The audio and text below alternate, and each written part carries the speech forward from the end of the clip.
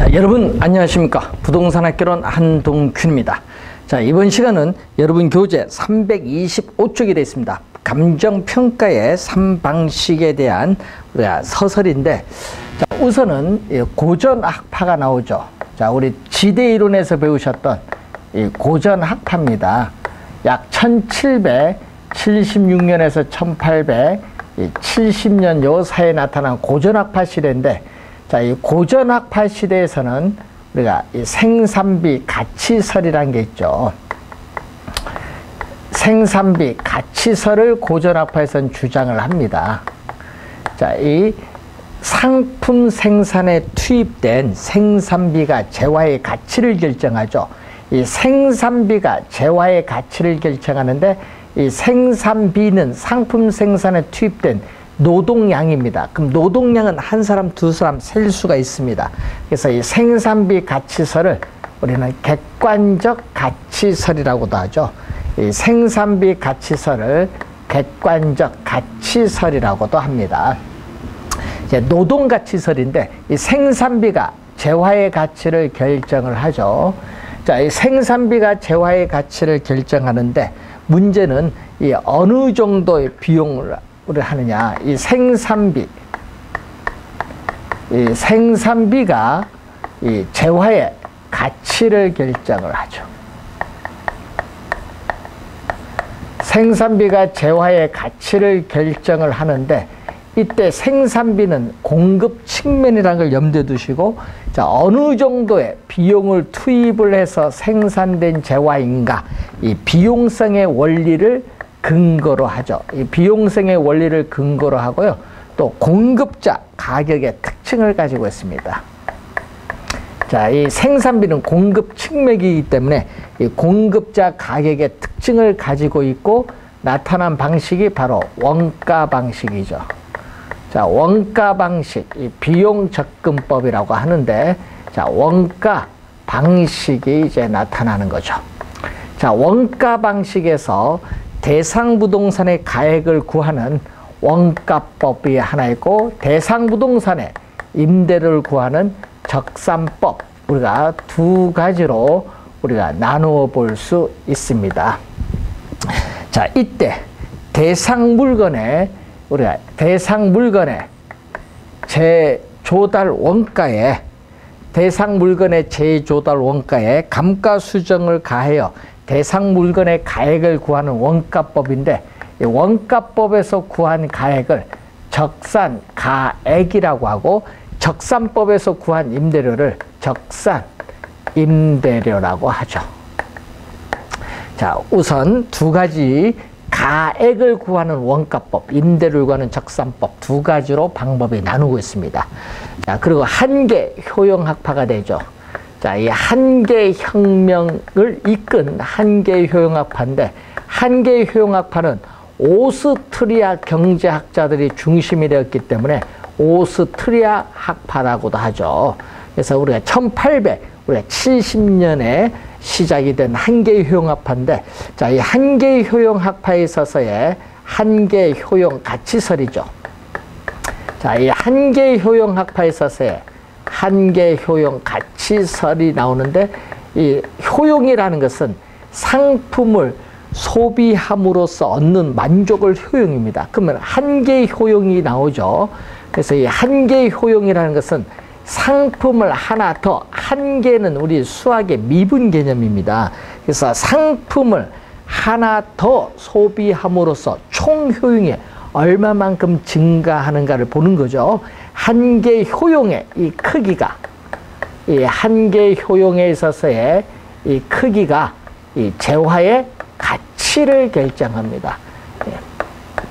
이 한계 효용의 크기가 재화의 가치를 우리가 결정을 하게 된다는 내용이죠. 자, 그런데 문제는 이 한계 효용은 상품을 소비함으로써 얻는 만족은 사람마다 우리가 다르기 때문에, 이 한계 효용 가치설은 우리가 주관적 가치설이라고 하죠. 주관적 가치설.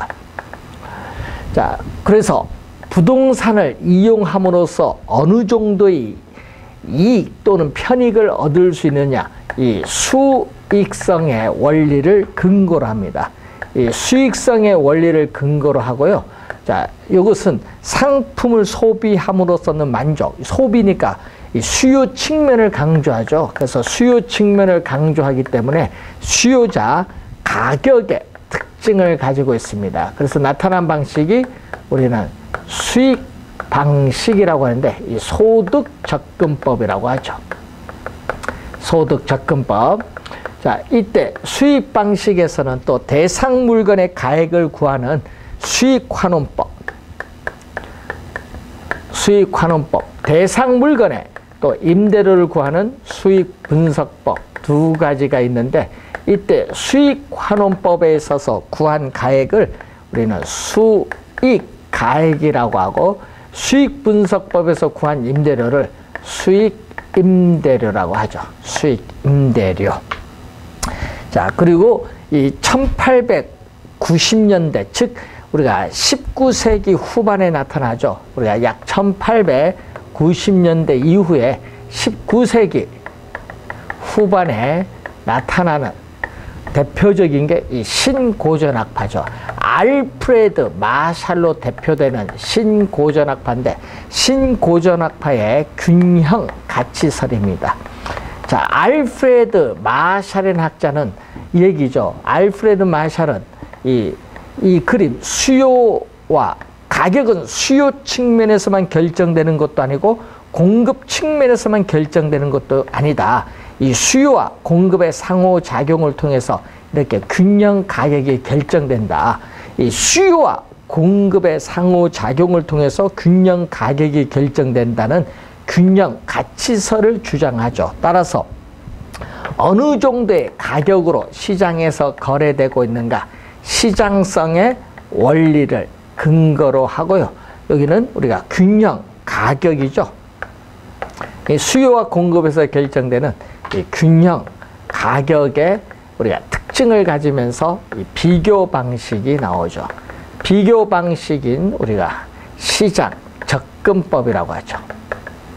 자, 이 비교 방식에는 우리가 세 가지를 우리가 보는데, 우선은 거래 사례 비교법, 그리고 또 하나가 들어온 게 바로 이 공시지가 기준법이라는 게 있어요.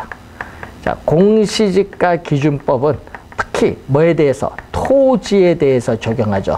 이 토지를 감정평가할 때에는 우리는 공시지가 기준법을 적용하여야 한다. 원칙이죠. 자, 그리고 임대 사례 비교법이 있습니다. 자, 이 거래 사례 비교법에서 구한 가액을 우리는 비준 가액 또는 우리는 유추 가액이라고 하죠. 임대 사례 비교법에서 구한 임대료를 우리는 비준 임대료 또는 유추 임대료인데, 이 공시지가 기준법에 의해서 우리 구한 대상 토지에 있어서의 가치를 구하는 거죠. 대상 토지에 있어서의 가치가 얼마냐, 요걸 구하는 거죠. 대상 토지의 가치, 감정평가의 대상이 된 토지, 이 대상 토지의 가치가 얼마냐, 요걸 우리는 구하는 거죠. 대상 토지의 가치를 구하는 게 공시지가 기준법입니다. 자, 관련해서 여러분이 이러한 우리가 이 3방식의 흐름을 한번 확인을 해봤는데, 자, 그래서 여러분 교재에 있어서 325페이지의 내용을 보시면서 326페이지에 보시면은 가치, 가격의 삼면성이 나오는데, 자, 여러분 재화의 이 경제적 가치를 판단을 한다. 자, 여러분 재화의 경제적 가치를 판단하는 데는, 자, 재화의 이 경제적 가치를 판단하는 데는 비용성, 수익성, 시장성의 세 가지 측면을 고찰을 해야 되는데, 이것을 가격의 삼면성이라고 해요. 가격의 삼면성 또는 가치의 삼면성. 가격의 삼면성, 가치의 삼면성은 원가 방식, 수익 방식, 비교 방식, 이 평가에 있어서의 3방식에 있어서의 성립의 근거가 된다. 평가의 3방식의 성립의 근거가 된다는 것을 염두에 두시면 되겠습니다. 자, 그리고 327페이지에 시산가액의 조정이 나오고 있는데, 자, 시산가액 328페이지 보시면 시산가액이 나오죠. 자, 감정평가에 이 3방식을 적용하면서 구한 이 각각의 적산가액, 수익가액, 비중가액, 이 각각에 있어서의 가액을 우리는 시산가액이라고 해요. 그래서 감정평가에 3방식을 적용함으로써 구한 각각에 있어서의 가액을 시산가액인데, 그러면 이러한 시산, 우리가 가액을 조정을 해줘야겠죠. 자, 이 시산가액은 감정평가의 3방식을 적용함으로써 구한 개개의 가액인 시산가액은 최종적인 감정평가 가액이 아닙니다. 최종적인 평가 가액을 구하기 위한 중간 과정으로서의 시산적 의미를 가지고 있기 때문에 시산가액을 조정할 필요성이 있죠. 그래서 이 시산가액을 상호 관련시켜 재검토함으로써 시산가액을 우리가 조정, 시산가액의 격차를 점점 축소시켜 나가는 작업을 시산가액의 조정이라고 하는데, 이 시산가액의 조정의 이론적 근거는 우리가 우리가 마샬이라는 학자에서 나타나는 우리는 이게 3가격의 등가성이죠. 세 가지 면에서 본 가격이 우리가 같다. 바로 3면 등가성 이론이라고 하죠. 세 가지 면에서 본 가격은 같다는 3면 등가성 이론을 근거로 하게 됩니다. 자, 그래서 이 시산가액을 우리가 조정하는 방법이 두 가지가 우리가 나오는데, 자, 여러분 교재 328페이지 밑에 나오죠. 자, 조정가액을 보면은 이 첫 번째가 대상 물건의 특성, 대상 물건의 용도라든지 또는 대상 물건의 성격, 또 평가의 목적, 평가의 조건 등을 검토해서 그 중요에 따라 뭐를 가중치를 설정하고 이를 근거로 가중평균해서 시산가액을 조정을 하는 방법이죠. 그래서 여러분이 가중치로 조정을 하는 방법이 하나가 나오고요. 자, 두 번째 2항 밑에서 네 번째 보면은 또한 감정평가사가 가장 정확하다고 생각되는 한 가지 방법으로 가치를 구한 후 다른 시산가액으로 검증하는 방법이 두 번째가 나오죠. 그래서 여러분 가중치로 조정하는 방법이 있고, 우리 한 가지 방법에 의해서 구한 것을 다른 시산가액을 가지고 검증해서 구하는 방법 두 가지가 있다는 것을 확인을 해 두시면 되겠습니다. 자, 이 관련돼서 여러분이 시산가액 조정 기본적 개념 정도 우선 확인해 두시기 바라고요. 그래서 21회 시험에 한번 출제를 했었죠. 시산가액 조정과 관련해서는. 자, 그 내용 위주로 정리를 해 두시기 바라고. 자, 그러면은 여러분 교재 329페이지 보시면은 우리가 원가 방식이 이제 나오는데, 자, 이 원가 방식에서 대상 물건의 가액을 구하는, 자, 이 대상 물건의 가액을 구하는 우리가 적산법의 대상 물건의 가액을 구하는 원가법, 임대를 구하는 적산법에 대해서 살펴보는데, 먼저 원가법에 대해서 우리가 살펴봅니다. 자, 원가법은 비용성의 원리를 근거로 하고요. 특히 원가법은 신축 건물에 적용하는 것이 합리적, 유용하다. 신축 건물에 적용하는 것이 유용합니다. 그래서 여러분 감가상각할 수 있는 자산이, 감가상각할 수 있는 자산, 상각자산에 적용이 가능한 게 원가법입니다. 자, 원가법은 바로 그런 내용이고요. 또 여러분이 특수 목적 부동산 평가에 유용하게 적용할 수 있는 게 원가법입니다. 자, 원가법에 있어서의 장점을 한번 본 건데, 자, 이 원가법은 개념을 보면 여러분 항상 개념이 시험 문제에 많이 출제하죠. 예? 대상 물건의 재조달 원가. 자, 대상 물건의 재조달 원가에 우리는 감가 수정을 가하여 대상 물건의 가액을 산정하는 방법을 원가법인데, 이때 감가, 우리가 이 누계액, 감가 누계액 또는 감가 수정액이라고 하는데, 이 재조달 원가에 감가 누계액, 감가 수정액을 뺀 거죠. 빼서 대상 물건의 가액을 구하는데, 이 대상 물건의 가액이 바로 적산, 우리가 가액이 되겠죠. 적산 가액. 자, 원가법의 개념인데, 이 개념은 상당히 중요합니다. 반드시 기억을 하고 다니셔야 되는데, 특히 여러분 시험 문제 가끔 요 네모 안에 들어갈 말 무엇입니까 물어요. 재조달 원가가 들어가야 됩니다. 참 주의를 해 두셔야 되고, 항상 개념을 정확하게 이해를 해 두셔야 됩니다. 그래서 원가법을 구성하는 2대 요소는 두 가지죠. 여러분, 재조달 원가. 재조달 원가와 또 뭐를 구성하죠? 우리는 감가수정이죠. 자, 재조달 원가를 우리는 원가법을 구성하는 2대 요소는 재조달 원가와 감가수정이 2대 요소입니다. 자, 재조달 원가는 다시제자죠. 다시 조달하는 비용인데, 우리가 이 원가를 우리 뭐라고 하죠? 비용이라고 하죠. 자, 원가를 우리는 코스트인데, 이것을 회계에서는 원가고 우리 경제이론에서는 비용이라고 하죠. 원가 비용 같은 말입니다. 자, 우선 재조달 원가에 있어서의 개념을 보면은, 재조달 원가는 항상 기준 시점이라는 걸 명심해야 됩니다. 기준 시점. 자, 이 현재 존재하는 물건입니다. 현존 물건을 원시적으로 재생산 또는 재취득을 한다고 가정한 경우에 소요되는 적정한 원가 비용의 총액을 재조달 원가인데, 이 기준 시점이라는 것을 항상 염두에 둬야 됩니다. 여러분, 기준 시점입니다. 시험 문제는 뭘로 출제하죠? 여러분, 신축 시점으로 출제를 하죠. 신축 시점이 아니라는 것. 이 신축 시점이 아니라 기준 시점이라는 걸 꼭 명심을 해야 됩니다. 그래서 여러분이 여기서 보면 되겠죠. 여러분, 재조달 원가가 1억 원인데 감가 누계액이 1,000만 원이면 얼마? 1억 원에서 1,000만 원을 빼면은 대상 물건의 가액, 기준 시점에서의 대상 물건의 가액인 적산가액은 9천만 원이죠. 그럼 1억 원이 9천만 원, 대상 물건의 가액보다 크죠.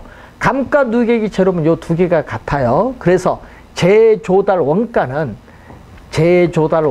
대상 물건 가액에 있어서, 여러분, 대상 물건에 있어서의 가격에 있어서 뭐죠? 상한선. 재조달 원가가 적산가액보다 크거나, 여기 제로일 때는 서로 같기 때문에 재조달 원가는 대상 물건 가격에 무엇을 의미하죠?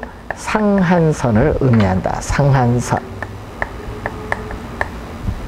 예, 대상 물건 가격의 상한선을 의미하는 게 재조달 원가라는 것을 염두에 두시면 되겠죠. 자, 재조달 원가에 있어서의 종류는 두 가지로 나눠볼 수 있습니다.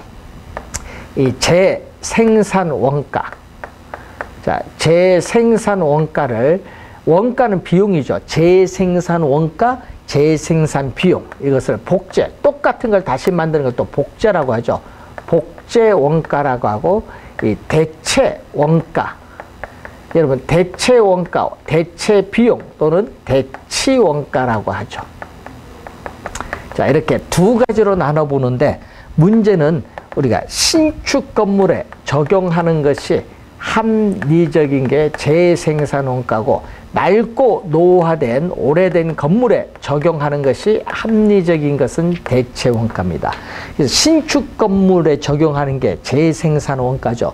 자, 여러분, 동일한 원자재, 동일한 설계와 공법을 가지고 우리가 물리적으로 동일한 똑같은 건물을 신규로 다시 조달하는 데 드는 비용이 재생산 원가입니다. 그래서 이 물리적 측면에서 동일한 건물을 신규로 다시 조달하는 비용이기 때문에 이 물리적 측면에서의 원가 개념이 바로 재생산 원가입니다. 그래서 감가가 별로 없는 신축 건물에 적용하는 것이 합리적이고, 낡고 노화된 건물은 오래된 건물이거든요.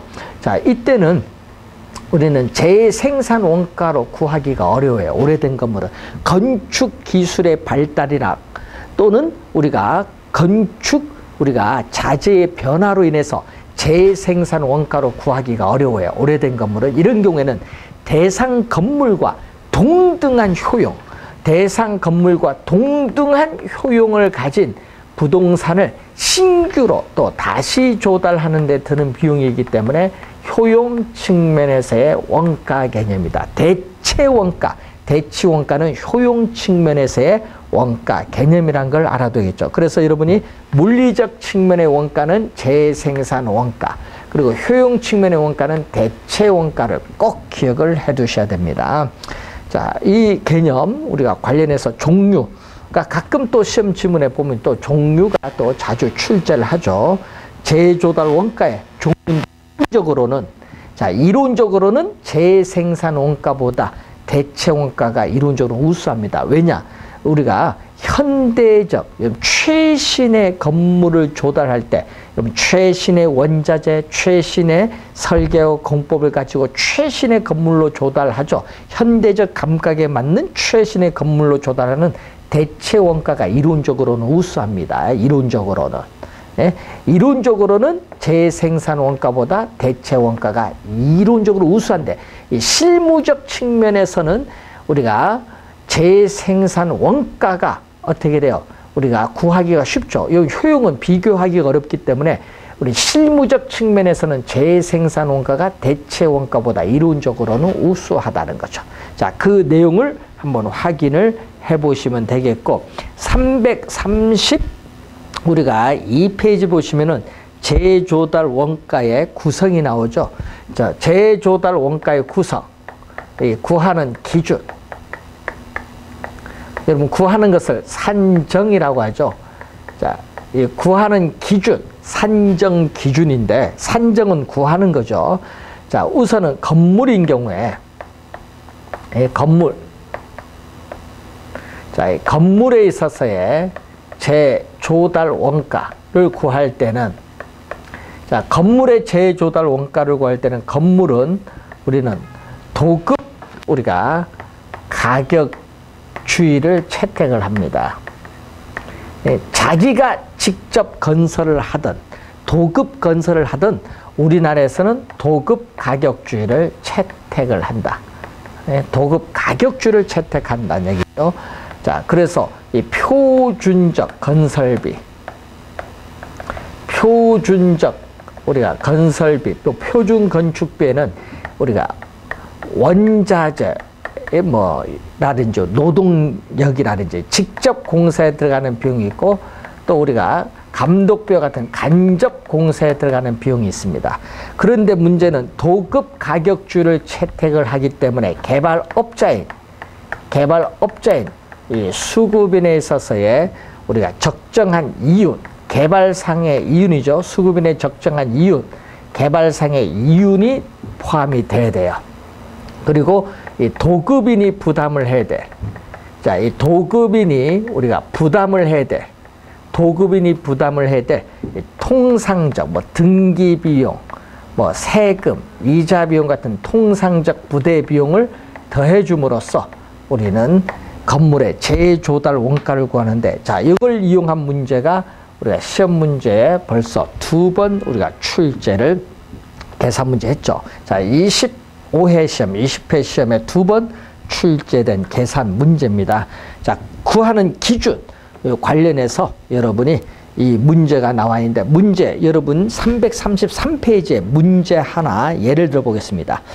자, 다음 건물의 제곱미터당 재조달 원가는 얼마냐? 단 주어진 조건의 하나인데, 자, 20년 전 준공된 5층 건물에 있어서의 대지 면적과 연면적이 주어진데, 준공 당시에 공사비 내용이 직접 공사비가 3억 원. 자, 여러분 직접 공사비가 얼마? 3억 원 주어졌어요. 또 간접 공사비가 얼마? 3천만 원 주어졌어요. 3천만 원. 그리고 우리가 그리고 개발업자의 이윤 7천만 원이 주어졌어요. 그러면은 표준적 건설비는 4억, 총계 4기 나와 있습니다. 자, 총계 4기 나와 있는데 통상적 부대 비용은 없죠. 그럼 이건 제로라고 보고요. 이 4억 원이 나와 있죠. 그러면 우리가 예제 문제를 보면은 얼마가 나오죠? 이 4억 원. 여러분 4억 원. 표준적 건설비 이 4억 원인데 4억 원을 뭘로 나누죠? 거기에 보면은 연면적 1450이죠. 1450 연면적으로 나눠주죠. 자, 이 나눠주면 되는데 문제는 여기서 이 4억 원인데 이 4억 원. 이 4억 원인데 거기 보니까 뭐가 나와요? 20년 전 건축비 지수를 100으로 봤는데 20년이 지났을 때 건축비가 몇 프로? 45% 올랐다는 얘기죠. 145. 요걸 우리가 돼서 시점을 이제 수정을 했어요. 요것을 이제 뭘로 나눠준다는 얘기예요. 요것을 이렇게 나눠줄 때 이게 바로 1450 제곱미터로 우리가 나눠주면은 바로 제곱미터당 얼마가 이렇게 나오겠다. 제곱미터당 얼마. 그럼 공 두 개 없어주면 얼마죠? 400만 원이죠. 자, 400만 원이니까 1450 약분시키니까 얼마죠? 40만 원이 우선 나오겠네요. 40만 원. 그래서 정답은 우리가 몇 번? 우리가 4번 지문이 정답이 되겠죠. 40만 원. 자, 이런 형태로 우리가 예제 문제를 구하시면 되겠습니다. 요 수식을 이용한 거죠. 수식 이용한 문제 출제를 한 거고. 자, 그럼 토지에 있어서의 재조달 원가는 어떻게 구하냐? 자, 토지는 여러분 재생산이 불가능한 토지는 적용을 하기 어려워요. 재생산이 가능한 상각자산의 원가법을 적용할 수 있는데 재생산이 불가능한 토지는 적용할 수 없고 재생산이 가능한 토지인 이 조성지, 매립지는 적용할 수 있다. 재생산이 불가능한 토지는 적용하기 어렵고 재생산이 가능한 조성지, 매립지는 적용할 수 있습니다. 그래서 이 토지의 재조달 원가와 관련해서는 뭐가 나오죠? 우리 자연적인 상태 있는 그대로의 토지를 소지라고 하죠. 소지. 자, 이 소지에 있어서의 소지. 이 소지의 취득 가격. 소지의 취득 가격에 대해서 우리가 당해 조성 매립하는데 우리가 소요되는 표준적 건설 비용에다가 우리는 또 통상적인 부대 비용을 우리는 더해 줌으로써 우리는 구할 수 있죠. 이 소지의 취득 가격이 하나 더 들어간다는 것을 염두에 두시면 되는데 항상 우리는 뭐가 중요하다? 건물의 재조달 원가가 중요하다. 이렇게 보시면 되겠죠. 자, 우리가 34페이지 보시면은 재조달 원가 구하는 방법이 나오죠. 자, 재조달 원가 구하는 방법. 우리가 산정 방법이 나옵니다. 자, 재조달 원가를 구하는 방법, 산정 방법은 우리가 직접법과 간접법, 대상 물건으로부터 직접 구하는 방법을 직접법. 직접 구하지 못하면은 대상 부동산에 속해있는 인근 지역 또는 동일 수급권 내 유사 지역에서 사례를 구해서 구하는, 사례를 수집해서 구하는 간접법 두 가지가 있죠. 자, 그러면 직접법에서 우리가 뭐가 나오죠? 총 가격, 원자재 비용, 노동 비용 이런 게 하나하나 우리는 건축물을 건축하는 데 드는 비용을 하나하나 다 대서 구하는 총 가격 우리가 적산법. 이 총 가격 적산법을 우리는 총량조사법이라고 하고 그리고 또 부분별 단가 적용법을 우리는 또 어떻게 돼요? 구성단위법이라고 하죠. 그 부분별. 여러분 건축물의 주요 구성 부분인 벽, 기둥, 바닥, 지붕 이거에 대한 우리가 표준 가격을 구해서 수량을 곱해서 구하는 이 부분별 단가 적용법. 건축물을 주요 구조부로 나눠서 구하죠. 예? 예, 구성단위법이 있고 그리고 단위비교법. 자, 단위비교법인데 우리가 총량적 지표인 제곱미터당 얼마, 뭐 세제곱미터당 얼마. 이 총량적 지표인 이 어떻게 돼요? 평방미터, 입방미터 이걸 가지고 구하는 방법이죠. 단위비교법. 여러분 단위비교법은 재조달 원가를 구하는 방법인데 원가법에서 재조달 원가를 구하는 방법입니다. 그리고 우리 비용지수법 뭐 이런 내용들이 있다. 이렇게 보시면 되겠습니다. 자, 구하는 방법이 이런 종류 정도 있다는 것 정도만 확인을 우선은 해 두시면 되겠습니다. 자, 자, 관련해서 우선 보시고 여러분 교재 335페이지에 감가수정이 나오죠. 감가수정. 자, 감가수정의 개념은 자, 대상 물건에 대한 이 재조달 원가를 감액을 하여할 이유가 있다. 자, 대상 물건을 재조달 원가를 감액하여할 이유가 있는 경우, 요인이 있는 경우에는 대상 물건의 재조달 원가에 미달되는 부분의 가치를 공제를 하겠죠. 여러분이 뭐죠? 우리는 물리적 감가, 대상 물건의 재조달 원가를 감액하여할 요인이 있는 경우에 물리적 감가, 기능적 감가 또는 경제적 감가에 있어서 우리는 등을 고려해서 그에 해당하는 금액을 재조달 원가에서 이렇게 공제를 해서 우리는 기준 시점에서의 대상 물건의 가액, 적정한 가액, 적상 가액을 구하는 방법을 감가수정이죠. 쉽게 얘기하면요, 재조달 원가에서 감가 누계액을 빼서 적상 가액을 구하는 방법이 감가수정이다. 개념입니다. 자, 감가수정의 개념이 나오고요. 그러면은 우리가 요 관련해서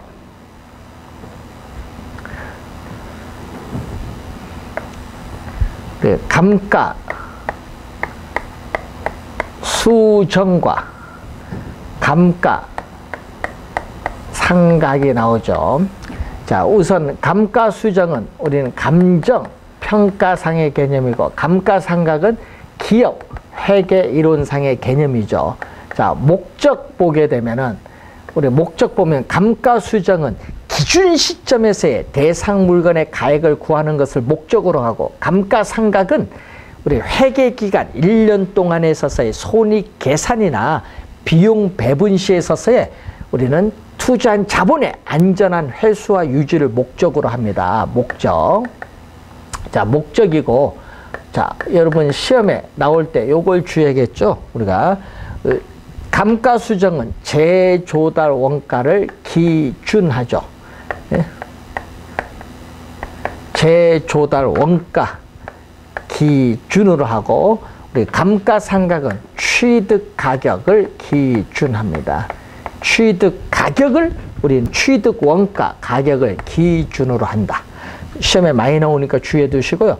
또 우리는 감가수정은 경제적 내용 연수를 기준합니다. 자, 감가수정은 이 경제적 내용 연수를 기준해서 우리는 장래 보존 연수, 장래 보존 연수 또는 남아있는 잔존 내용 연수를 우리는 중시를 하게 돼요. 자, 이런 얘기거든요. 여러분, 준공을 해서 끝나는 기간이죠. 자, 이 준공을 해서 끝나는 기간인데 이 기간, 우리는 대상 부동산을 정상적으로 사용할 경우에 이 물리적으로 존속이 가능한 기간을 물리적 내용 연수입니다.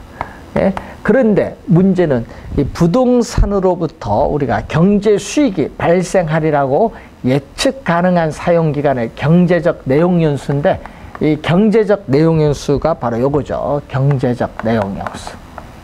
그래서 이 경제적 내용 연수는 물리적 내용 연수보다 이 경제적 내용 연수는 물리적 내용 연수보다 그 기간이 짧기 때문에 이 경제적 내용 연수 범위 내에서 부동산 가치를 판단을 해야 됩니다. 자, 그런데 여러분 준공해서 5년이 지났다. 5년이 지난 시점에서 내 물건, 이게 기준 시점이죠. 내 물건의 가치가 얼마냐 평가를 하고자 한다. 그러면은 요 기간이 바로 뭐가 돼? 이 기간. 예? 요게 이 기간이 바로 우리는 5년 지난 시점에서 내 물건의 가치가 얼마냐 보는 거죠. 이 기간은 실제 경과한 연수죠.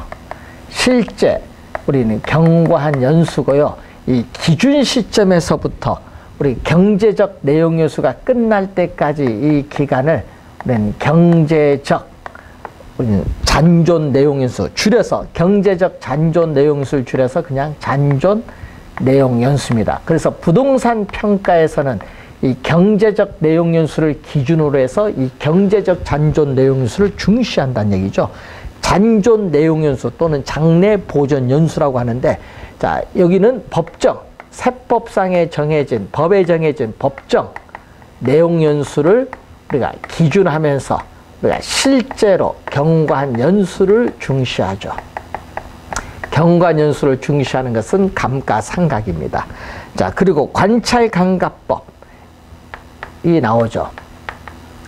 자, 여러분 감정평가사가 대상 물건을 직접 관찰해서 구하는 관찰감가법 인정을 하면은 감가수정, 인정을 하지 않으면은 감가상각이 되겠죠. 자, 그리고 감가요인을 보면은 우리가 이 물리적 감가요인, 기능적 감가요인, 경제적 감가요인 모두 고려를 하게 되면은 우리는 감가수정이고, 그리고 기술적 측면에 물리적, 기능적 감가요인만 고려를 하고 이 경제적 감가요인은 고려하지 않는 것은 감가상각입니다.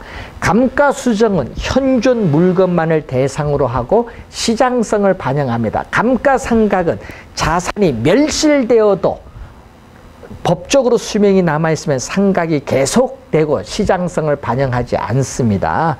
자, 그리고 감가수정은 우리는 장가율이 대상 물건마다 개별적으로 판단을 해야 돼요. 장가율을 개별적으로 판단하지만은 우리는 장가율을 대상 물건마다 우리는 개별적으로 판단을 해야 돼요.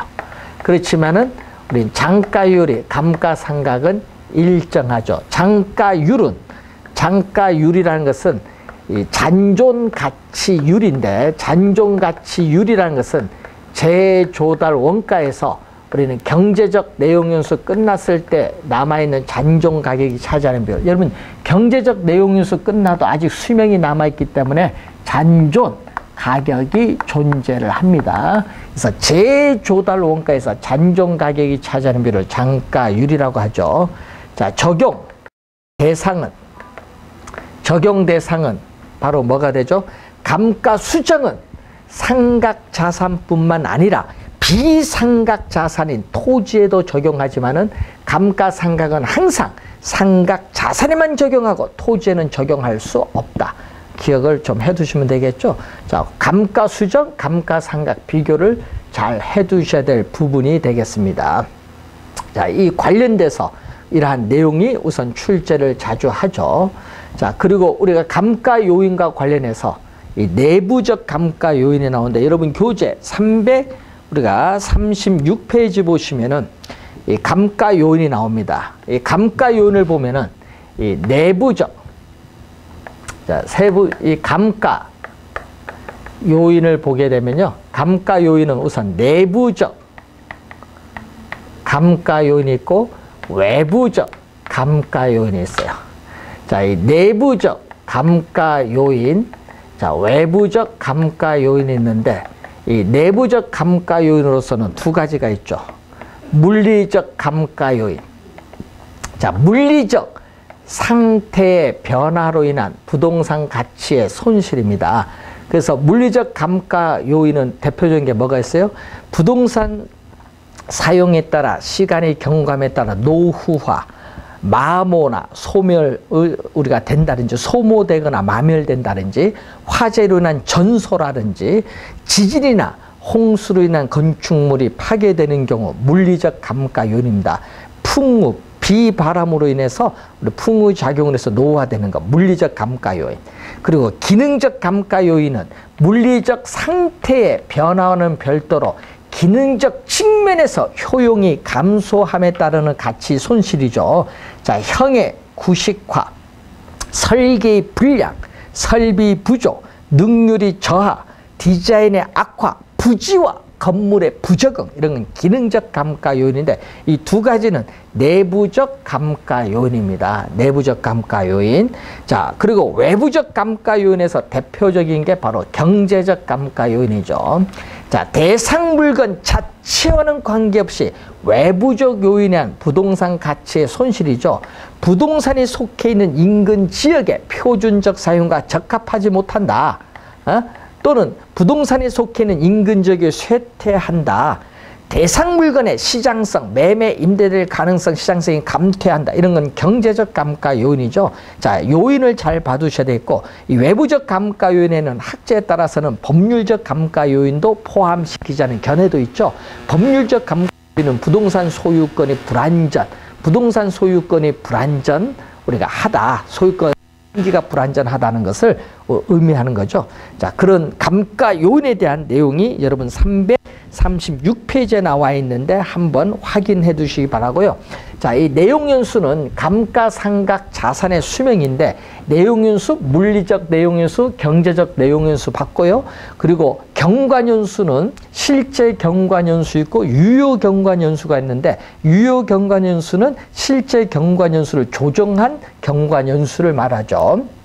자, 관련해서 확인을 해보시면 되겠고, 부동산은 개별성의 특성에 따라 우리 감가도 개별성이 나타납니다. 그래서 우리는 이 유효 경관연수나 잔존 내용연수를 고려해서 우리는 내용연수를 조정할 필요성이 나타난다는 것을 우리가 염두에 두시면 되겠습니다. 그 내용이 337페이지의 중간에 설명이 되어 있는데, 그래서 이 내용 위주로 정리를 해 두시고요. 우리가 다음 시간에는 감가 수정 방법에 대해서 설명하는데, 우선은 이 감가 수정은 시험에 많이 내요. 특히 시험에 출제를 할 때 뭐가 나오죠? 감가 수정, 감가 상각 비교하는 중요한 거, 감가 상각 수정에 있어서 기준, 기초, 관찰감가법, 감가요인 적용대상 이런 게 지문에 좀 자주 나오고, 또 감가요인도 우리 또 지문에 또 자주 출제를 하죠.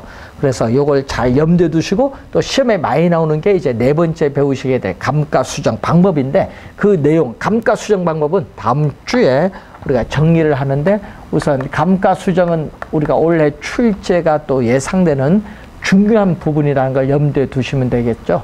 그래서 잘 확인을 해 두셔야 될 부분이 되겠습니다.